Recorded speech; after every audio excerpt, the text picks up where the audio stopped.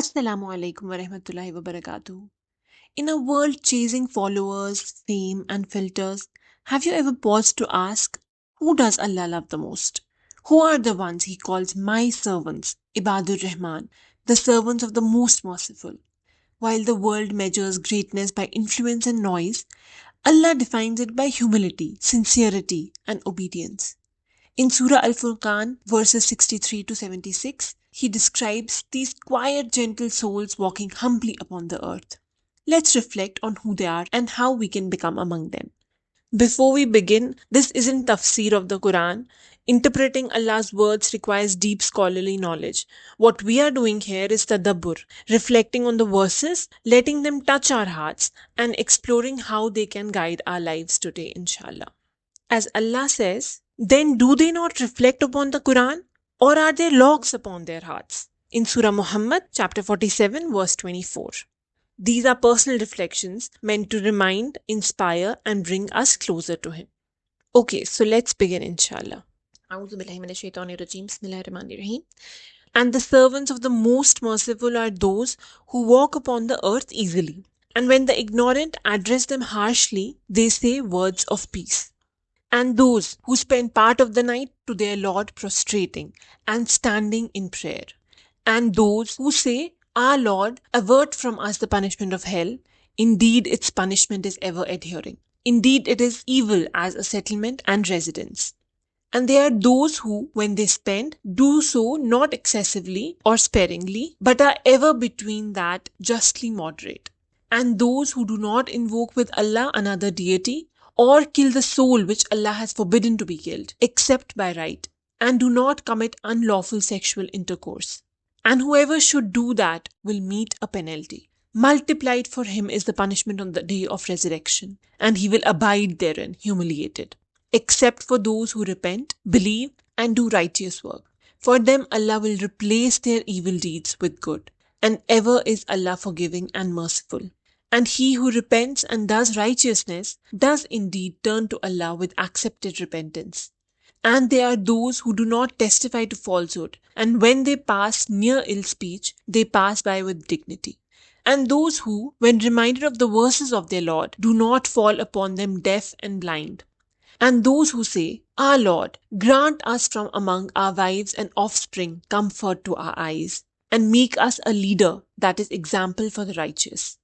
Those will be awarded the chamber for what they patiently endured, and they will be received therein with greetings and words of peace, abiding eternally therein. Good is the settlement and residence. Now let's deep dive into what exactly are the traits that Allah describes about His servants. Allah begins with humble walk. See, the way the servants of Allah walk isn't about posture, it's about presence. They move with calm, not arrogance. They don't need validation. They already have Allah's attention. Today we live in an age where humility feels underrated. Everyone's curating an image, competing for applause, and protecting their ego. But the true servant of Allah doesn't walk into a room to be noticed.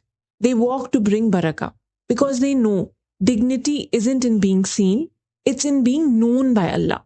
The Prophet ﷺ said, he who has in his heart the weight of a mustard seed of pride shall not enter paradise.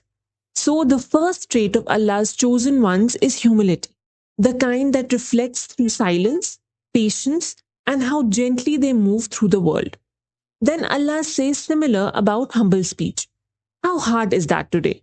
You post something sincere and trolls flood your comments.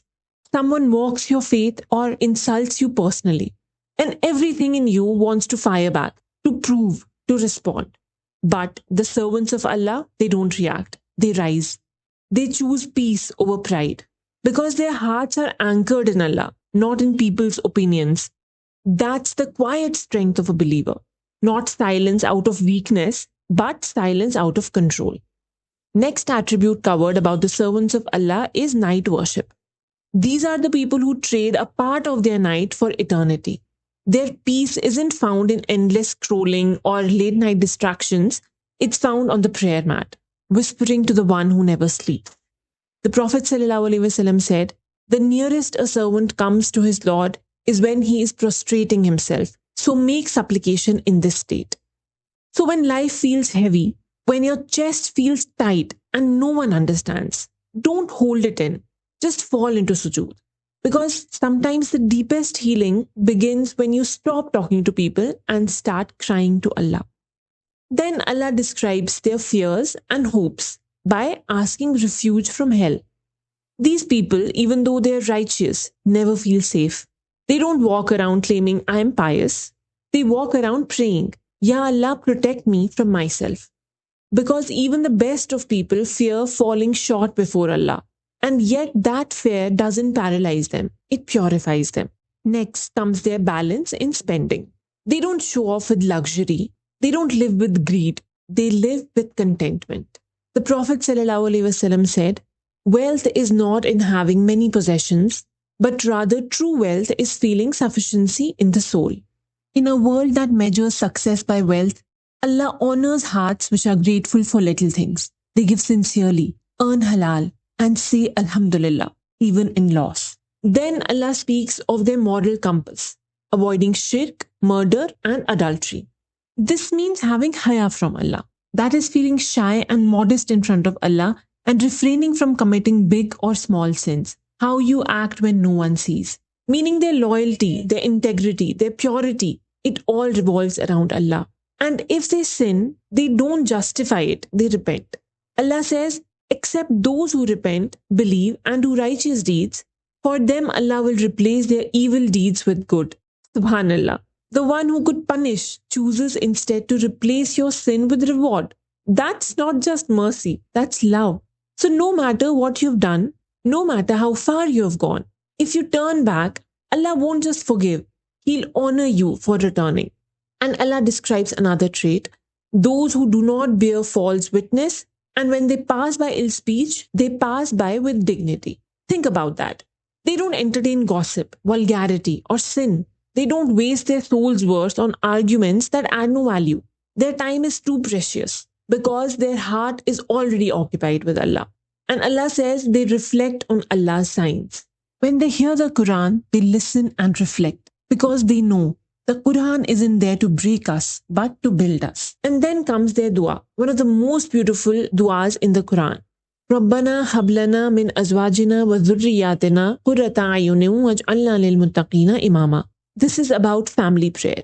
You ask Allah for children not to fill your Instagram feed, but to fill your heart and lead you in faith. This dua is a dream every believer should have. They don't just ask for love in marriage, they ask for tranquility. They don't just ask for children, they ask for righteous children who can become sadqa jariya for them. And they don't just want a happy family, they want a family that inspires others to do good and to excel in Islam.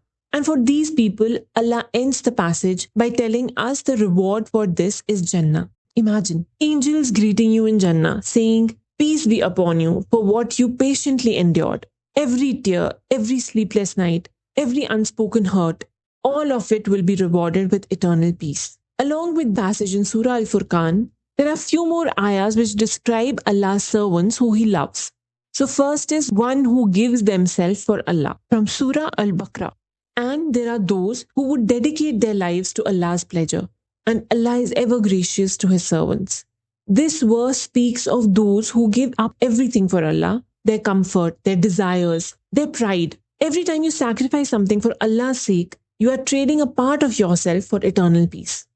Next come those who ask for forgiveness and mercy. In Surah Al-Mu'minun, indeed, there was a group of my servants who used to pray, Our Lord, we have believed, so forgive us and have mercy on us, for you are the best of those who show mercy. This verse reminds us that the servants of Allah are not perfect. They fall, they sin, they break, but they return. In a world where guilt drowns so many hearts, Allah's message is full of hope. You can always come back to me. Next is those who avoid shirk from Surah Az-Zumar. And those who shun the worship of false gods, turning to Allah alone, will have good news. So give good news to my servants, O Prophet. Sometimes being a servant of Allah means walking away from toxic spaces, from sin, from environments that suffocate your faith. Allah reminds us His earth is vast. If you can't serve Him in one place, find another. Don't stay where your soul is dying. So, who are the servants of Allah? They forgive when it's hard, they speak kindly when provoked, they give when it hurts, and they return when they fall. In a noisy, distracted world, they are the ones walking softly, hearts anchored in remembrance. May Allah make us among them, humble, patient, and always turning back to Him. Ameen.